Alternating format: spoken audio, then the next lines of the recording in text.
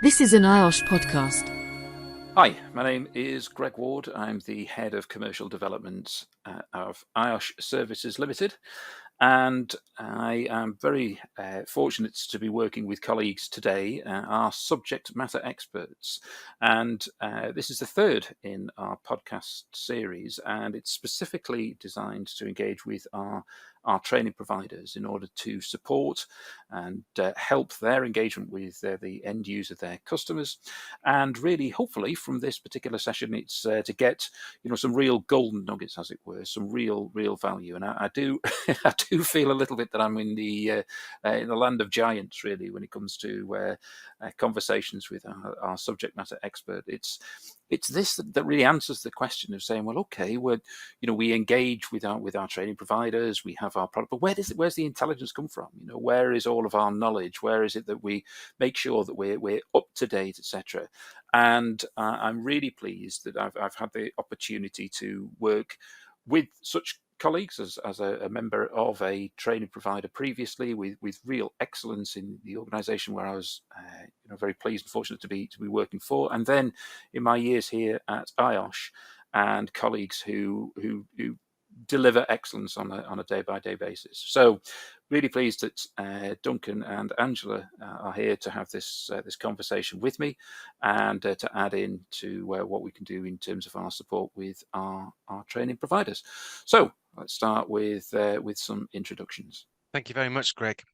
So my name is Duncan Spencer. I'm Head of Advice and Practice. So Advice and Practice is the team within IOSH that is responsible for gathering in and thinking about what the latest knowledge is in our field. So to do that, we have a research team that works closely with the universities to deliver empirical research. I have an application team that looks at that research and figures out how that can be practically applied in the workplace. And I have a thought leadership manager who is there to try and make sure that we can find new ideas, think of new ideas, yes, but also challenge existing ideas or confirm ideas that still work, or even to join the dots differently, so look at different ideas and say, hang on a minute, there's a different way of looking at this. We can connect the dots in a way we haven't done before. So all of that amounts to thought leadership. So in delivering that advancement of knowledge, it's obviously very important to feed that into all of IOSH functions, including training, because it has relevancy for making sure that our qualifications and our products are actually the best they can be and reflective of current thinking within the working environment. So we work quite closely with the training team and with the Greg's team in order to be able to achieve that aim. That's great. Thanks, Duncan. Let me pass over to Angela for an introduction too. Yeah, thanks, Greg. So Angela Gray, I am the technical lead within Greg's team in the commercial development team. And primarily my role is to work with the business development guys while they're talking to clients, customers, different organizations, different businesses. And I support normally right at the very beginning of the conversation, on the beginning of the relationship, so that I can understand what the need is of businesses, what's the current thoughts, what's the current issues that people are dealing with out in industry, so that I can collect and collate that information back into the team to make sure, again, similar to Duncan, that it feeds in the right way into the products that we share.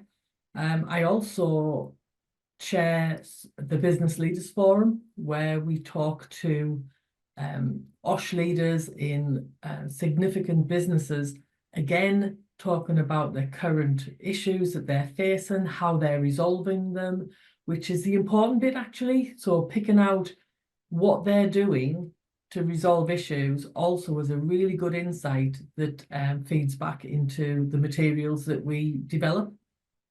And that's particularly helping. I think, what in order for us, both from the points that Duncan's made there, as well as yourself, Angela, is that what we're able to do is, if we understand and see what business is talking about, we therefore are able to think about how, as training providers, how you engage with your customers, what the discussion is, what is key in terms of change, particularly for changes, for example, say after COVID, and what the differential might be, perhaps in terms of thinkings around health in a balance when we think about OSH. That difference of, rather than simply the question of just safety, but actually where does occupational health fit? Okay, that's great for introduction. Thanks both. What I'd like us to begin to think about really is about how we operate now. What are the sort of examples that we can give of what we're doing, what is current, and I think about current in terms of, I hate to refer back to COVID, but I think things have very much changed in terms of how we operate in OSH, and what that means currently, what activity takes place from an intelligence point of view, and indeed therefore that we can feed that back into the training provider organizations, and they can then help that or use that to articulate that with their customers. So let me go to you first, Duncan. What are your thoughts in that, in terms of the current the current activity, the current market of the things that shape your thoughts with regards to OSH? Well, I suppose we can pick on a couple of examples really of where the zeitgeist, if you will, is at the moment. We've got the discussions around the aftermath of COVID, and we've got the discussions around what does social sustainability actually mean. So both of those areas are areas which my team are intimately involved with in terms of trying to gather where we're going. So first of all, from the point of view of the COVID example, we were not only here for members when the pandemic actually hit and trying to get the advice out as quickly as we possibly could as to how to move forward with it, but there is an aftermath, if you will, from that, because now we're starting to look at the effects of long COVID. We're starting to look at the shift in the parameters around the health and safety profession that happened as a result of it, the shift that happened within managers' minds as a result of it, because it has brought to the fore much more around the importance of well-being, and underneath well-being, occupational health, mental health, and all of those kinds of issues. So it brought into much sharper focus the content of the existing research that we'd already done, but also where the conversation was at the moment, where it was moving to, and therefore what the information needs will need to be.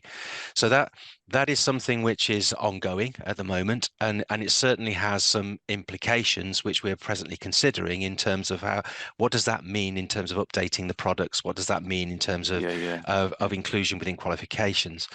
And then there's the general idea of managing sustainably.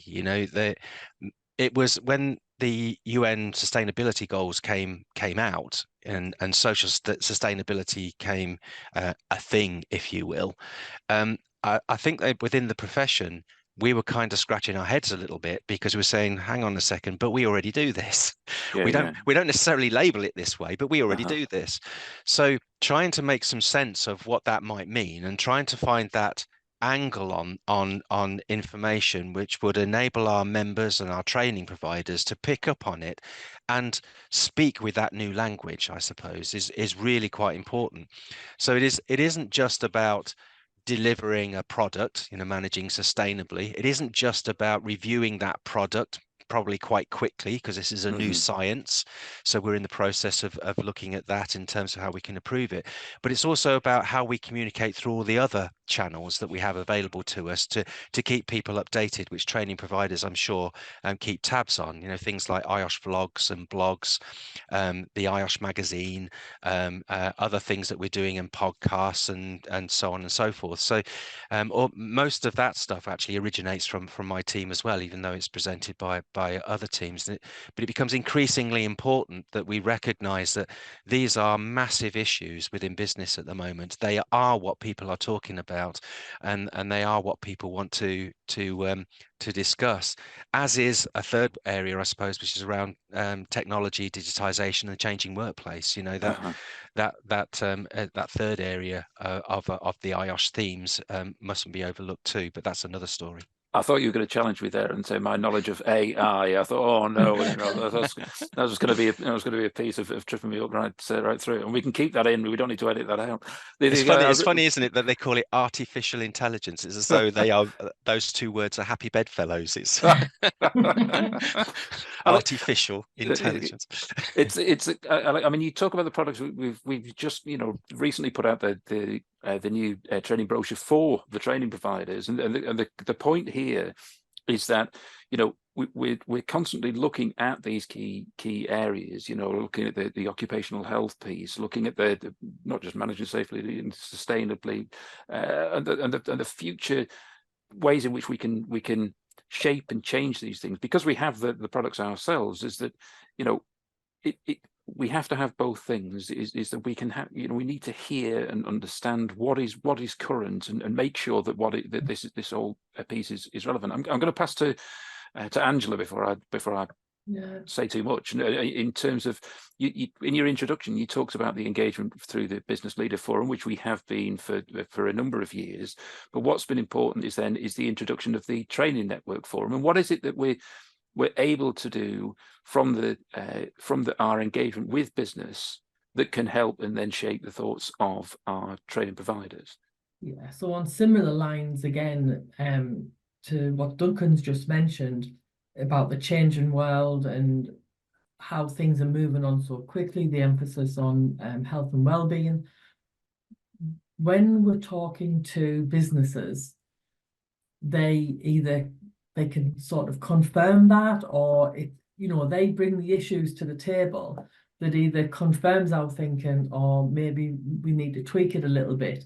But essentially, that information and those conversations that happen with businesses around their current concerns, issues, problems, but more importantly, what they're actually doing about it. This is things that we can feed through to the Training Network Forum. Now, the Training Network Forum is new. It's only just launched. But there was real positive vibes in that first meeting of introductions, and some fantastic topics that came up from the representatives from the Training Provider Network. So my role is to coordinate that message and that information, and take what's relevant from businesses, feed it into to support the training providers, and vice versa, I guess, as things develop and grow. So so for example, we were talking at the last Business Leaders Forum around do we really need to address all the health and well-being has it shifted a little bit too far? And what the guys were concerned about was around it's not a very good phrase, I don't like it, but back to basics, which is essentially, as an OSH professional, our responsibility is to keep people safe, stop the accidents, stop the fatalities, the big major stuff that can really impact on people and their families and the communities around them. So when I can then take that to the Training Provider Network and think about where their biggest pull for training courses is. And invariably, they were talking about the fact that it's the real basic understanding of back to our core products around leading safely, managing safely, working safely. And they were telling me that there wasn't as big a pull on the health and well-being that we thought there was going to be. So that's interesting. That sort of intelligence and insight between the groups collectively we can pull together and just make sure that what we're doing within IOSH supports both business and the training providers, whether that's through materials, courses, whatever, but certainly through messaging in the magazine to highlight some of the key points that others can read and then pick up on and come back to us if they have something to say. Yeah, I mean, really importantly is what you're just saying there is that what's critical is that I think, I'll highlight here because you haven't said it yourself, is that, you write the articles that are part of the IOSH magazine that we read, that you put out for us. And importantly, though, is to say, well, okay, let's prompt discussion. It might well be. I mean, we're part of various different groups. We had just in the IOSH magazine itself, the piece from Professor Sir Gary Cooper about that focus on health and well-being, etc. One of the challenges, I think, in conversations, and I'll come back to Duncan with this one, is when we talk quite a lot about health, well-being, mental health, etc., which are key critical issues. But then when we then stand back and think about the UN statistics about the people who are killed through accidents and illness, etc., at 2.9 million, is that actually this is a global discussion, a global issue about providers being able to support their supply chain around the world, etc. Duncan, if I can just ask you this, is to say, do we have what are the ways in which we get the most amount of breadth of discussion that we need in order to think about things sort of globally rather than perhaps the things that we're most comfortable with? Crikey, that's a big question. How long have you got? Yeah, okay. So let's try and make sure I pick on a couple of examples to illustrate it. Let's build some detail and then we'll see where that takes us. So first of all, in terms of mental health and the interest in well-being and such like within the workplace, I've been speaking at a couple of conferences over the past couple of months, and I was given on both occasions the last slot on the last day. And of course, in a conference, the last slot on the last day, you'll be lucky if anybody turns up, the cleaner's at the back with his mop and bucket. But on both occasions, when I was speaking on this subject, I had a full audience. So people wanted to time, they wanted to stay, they wanted to connect. And those people within the audience were actually, practitioners. They were health and safety professionals within for a wide range of different businesses. So I think that illustrates the fact that, along with another survey that we did relatively recently of members, where we said, how much is that now part of your life? And 75% of our members came back and said, I think the boundaries have shifted. I think I am now responsible, at least in part, for well-being, if not completely within my organization. So there has been a boundary shift of thinking, and I think it's probably the wrong way of looking at it anyway. The right way of looking at something like this is to say, but what is the discussion point within my organization at the moment? Because as an OSH practitioner, it's important that I engage in that conversation on some kind of level. And sometimes at face value, those kinds of things can seem to be something that's separate to what I've done because I've never done it before. And they're not, and therefore, there's this initial reluctance to get involved with it. But certainly from that angle around psychosocial risk and such like, we have the tools. We just have to think about it, and we have to present those tools in that new context that has presented itself, because you still need identification systems to work out what your risks are. You still need to have an assessment process. You still need to consult. You still need to have some kind of mitigation of controls. You still need to do some kind of measurement, a baseline measurement, so you can show improvement on your interventions. All of those things that we do for other areas of our remit is certainly important. So for me, I think part of your question is about reflecting on where your organization is at the moment and where their needs are, and therefore how you can step up and help that. And your training providers, the training providers, I think, have got a really important role to play in this, to say, don't be too narrow in the way that you engage with your business. You know, get involved as part Hmm. of the management team in that wider picture. So then taking to what I think is the second half of your question, which is, well, around the globe, does that differ? Well, yes, it does, Hmm. because you've got different kinds of economy maturities. You've got different kinds of culture that are involved in this, and cultural views do bleed across into the way that organizations not only present themselves but also run themselves, because it influences the culture of the organization itself as well. So there has to be enough. You know, one of the things that we need to be mindful of within IOSH is the fact that there is this huge variety. So we have to be mindful of trying to talk about things in terms of principles and in terms of presenting information in ways which training providers can take that as a baseline and then Yeah, yeah. modify it as they Uh-huh. see fit for the audience that is within in front of them at the time. And that might mean on some occasions you're more basic, and it might mean on some occasions that you have more advanced conversations. But as a training provider, you might be called upon to do both. That's excellent. That's great. I'm glad I asked simple questions. So that's a cool one to pick up. That's some really good stuff that's covered there, and I appreciate those points, Duncan. What I want to try and do is to think a little bit more future focused. You know, if as a training provider, I want to think, okay, well, I see where we are now, but what are we going to get next? How do we engage next? So, Angela, if I can turn to you and say, what would you like? What would you like in terms of the interaction with the training providers to be? What would we talking about? Where do we go from there? What's next? Okay, well, it's twofold really.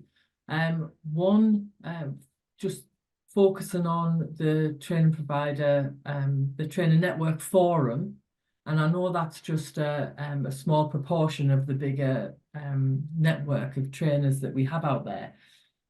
But using that forum to really get some momentum going, understanding the issues, again, twofold, the issues that the training providers have while dealing with IOSH and making life easier for them as well. So that's one part of it. But also understanding what they what they want from us from a products point of view, how we can support them on that, thinking about how I can help inform them around the IOSH models of safety, for example, and how that's broken down into compliance-led organisations and beyond compliance for the more mature organisations. And like Duncan said earlier, every organisation's at a different stage anyway. Every countries at a different stage of maturity. So the variation is huge globally.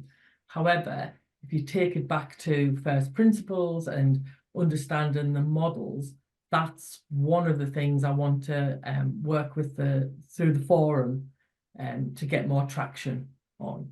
The second part really is, you know, there's hundreds, thousands of other training providers out there that aren't at the moment part of that forum, and we haven't got the feed-in mechanisms in place yet. So that's something to think about in the future. But in the meantime, any other training providers that have questions or want to think about want us to think about how we can support them better, then please just contact me. And when I say how we can support you better, it's predominantly what I mean by that is through the products and the information we give you, linked to the voice of business out through the business leader forums as well.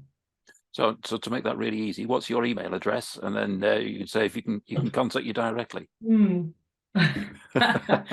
duncanspencer.com. No, Angela Gray at iosh.com. Really simple. Right, Angela.Gray, won't it? Angela.Gray. Gray Gray with an A.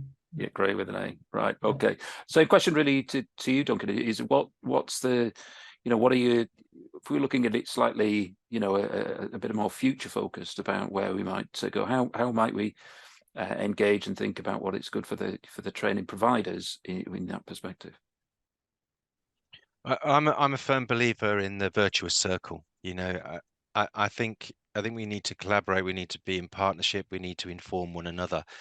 So I think one of the important sources for me in terms of intelligence information, if you will be that training forum. I'll be looking to Angela to feed into my team the kinds of discussions that are going on at that forum, because that will inform my team as to where we need to do further development and what that continuation of conversation need might actually be, in terms of being able to satisfy the needs of training providers. You talk we talk about that in terms of I suppose doing what we can centrally to help training providers to run their own successful business. The thing that we want them to do more than anything else is to satisfy their clients, but make their clients go, wow. So if they can introduce these kinds of concepts into the organization that addresses these points, like there are very clear business benefits for going beyond compliance. Why would you go just to the compliant point when that you're basically saying is I will satisfy the minimum requirements required by law in this area? That already you're starting to say, hang on a minute, that's not necessarily going to fulfill things like the social sustainability agenda and the well-being of our workforce and all of those kinds of things. So we do produce other things like the Healthy Profit, which is a campaign we had not so long back, which also helps training providers to set the perspective on what they can deliver within those businesses to help their business and the businesses they work for to be even more successful than they are at the moment. So to achieve that, there needs to be a virtuous circle. Yes, parts of the organization like my team need to be inputting ideas that people can pick up on, but equally those ideas are going to fall on stony ground unless we understand what the training providers' issues are and what they're finding on the ground, so that we can make sure that we're satisfying their information needs. Yeah, That's one of brilliant. the parts of the conversation at the introductory forum meeting, we were discussing, potential topics to talk about going forward, and the one that they've all unanimously want to talk about at the next meeting is just the difficulty they have in finding good OSH trainers. So they're fishing in a very small pond of good trainers. So we're gonna peel the onion, if you like, on that topic to understand some of the issues behind that, why OSH professionals don't step over the line into sharing their experiences and informing and supporting through training provision. So that's an interesting one for me. I think there are always good conversations as well, where discussions with training providers, but when they're having their conversation with their customers, is that a lot of the questions that they're raising, the issues that their customers have, aren't necessarily ones of saying, well, we actually have accidents, etc. It's more around, we've got skill shortages, we need, it's a question of talent management. But the reality is the solutions for that is through OSH, about being a great employer, about the way in which we work with our teams. The social sustainability discussion is about focusing on people, about that whole area. I'm absolutely sure we could have this conversation at least for another hour, and I think to some extent I'm going to paraphrase somebody by saying our time is up.